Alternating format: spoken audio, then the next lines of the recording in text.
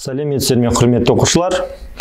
Сабағымызды ары жалғастырамыз. Бүгінгі сабақта біз сіздермен халықаралық бірліктер жүйесі, скаляр және векторлық шамалар деген тақырыпты меңгеретін боламыз. Ең алдымен тақырыптың негізгі бөліміне көшпес бұрын сіздермен келесі ұғыммен таныстырғым келеді. Ол бізде физикалық шамалар деген ұғым.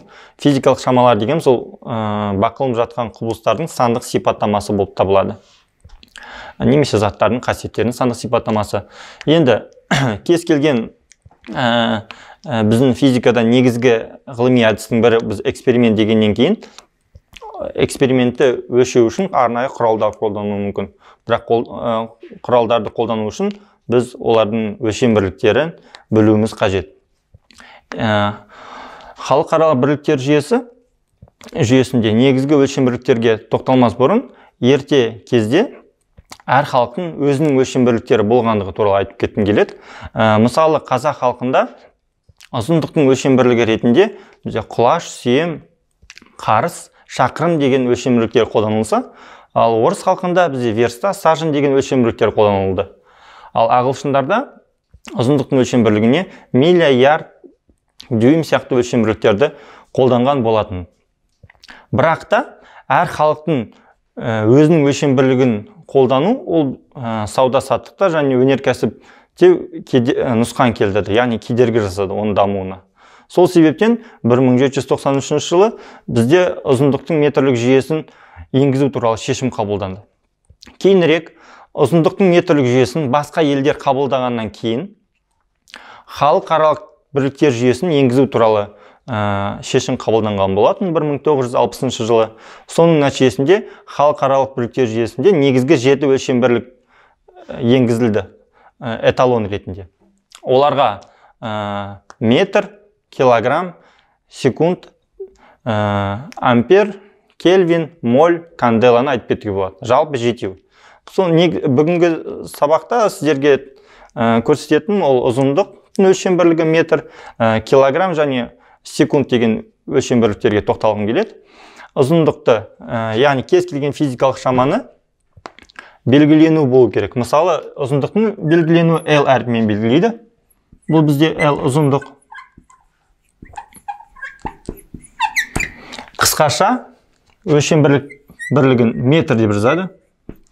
Оқылуы метр. Енді әрі қарай ұзындықтың өлшем бірлігін жазып кеттік, я? Келесі, барлық халықтарға ортақ ондық принцип деген ұғым бар. Яғни ұзындықтың метрлік жүйесінде ондық принципті қолдану ол негізгі артықшылық болып табылады. Себебі кез келген өлшем бірліктің еселік немесе үлестік шамалары болады. Мысалы, бір массаның өлшем бірлігі килограмм деп айтып кеттік қой. 1 килограмм. Бұл жердегі кило деген сөз тіркес 1000 дегенді білдіреді. Ендеше 1 килограммда 1000 грамм бар деп айталамыз. Мұндағы кило, 1 кило 1000 дегенді білдіреді деп айтып кеттік. Ендеше бұл бізде еселік бірлік болып табылады. Еселік бірлікке көшу үшін біз негізгі бірлікті 10-ға көбейтеміз немесе бөлеміз. Яғни осылайша еселік және үлестік бірліктерден бірінен екіншісіне өтуге болады. Тағы да мысал ретінде 1 километр ұзындықтың өлшем бірлігін келтіруге болады. Кило 1000 болатын болса, онда негізгі өлшем бірлігінде 1 километр ол 1000 метрге тең болады. Енді үлестік бірліктерге келейік. Үлестік бірліктерге келген кезде милли тіркесі қолданылады. Мысалы ретінде алдық, милли тіркесін. Милли дегеніміз 1000-нан 1 үлес дегенді білдіреді. Мысалы, 1 миллиметр. Бұл дегеніміз 1000-нан 1 метр немесе 0,1000-нан 1 метр. Яғни бұл ұзындықтың үлестік бірлігі, неше есе кіші екендігін көрсетеді. Бұл жерде ондық принцип қолданылып жатыр, Немесе 1 миллилитр деп те келтіруге болады, мысал ретінде. Әрі қарай, бұл бізде халықаралық бүйректер жүйесіндегі негізгі өлшем бірліктер туралы айттық, ұзындық және басқалар. Міне мысалдарымыз төменде көрсетілген. Әрі қарай, енді жаңа ғана айтып кеттік.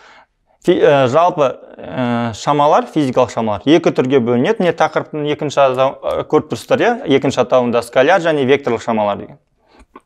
Енді оларға жеке-жеке тоқталайық.